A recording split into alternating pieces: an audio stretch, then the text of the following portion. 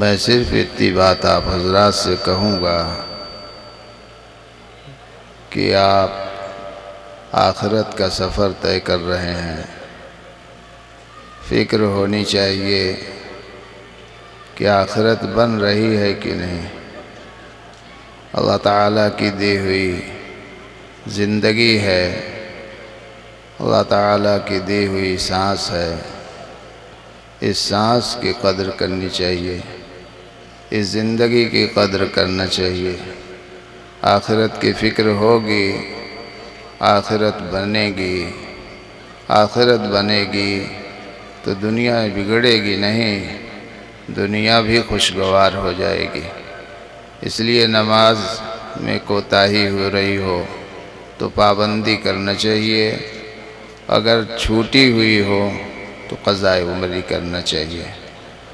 عادت میں عجب ہے، تکبر ہے، ریاکاری ہے، سمعہ ہے، بدنگاہی کی بیماری ہے، دوسروں کے غلط طریقے سے یاد کرنے کی، غیبت کرنے کی بیماری ہے، تو میرے دوستو اس کا علاج ہونا چاہیے۔ مرنے سے پہلے علاج کرو، مرنے کے بعد تو ایک مرتبہ سبحان اللہ نہیں کہہ پائیں گے، تو مرنے سے پہلے فکر کی ضرورت ہے، وہ فکر کریے۔ انشاءاللہ اسی برکت سے اللہ دل میں نور پیدا کر دیں گے اور دل منور ہو جائے گا۔ جب دل منور ہوگا تو اعضاء منور ہو جائیں گے، اعضاء منور ہوں گے تو سب خوشبودار ہوگے، اور خوشبو فرشتہ پسند کرتا ہے، اعمال کی خوشبو کو فرشتہ پسند کرتا ہے۔ آپ کا گھر فرشتہ والا ہو جائے گا، شیطانی ذخیرے اور بکھیرے نکل جائیں گے، شیطان گھر سے نکل جائے گا، پریشانیاں دور ہو جائیں گی، مصیبتیں ٹل جائیں گی۔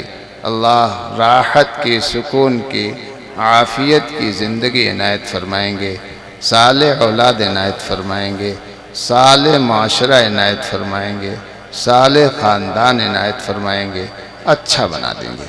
اس لیے میرے عزیزو، آخرت کی فکر کرنے کی ضرورت ہے۔ آخرت کی فکر سب سے زیادہ، سب سے بڑی فکر ہونی چاہیے۔ اللہ تعالی عمل کی توفیق عنایت فرمائے۔ وآخر دعوانا ان الحمد للہ رب العالمین۔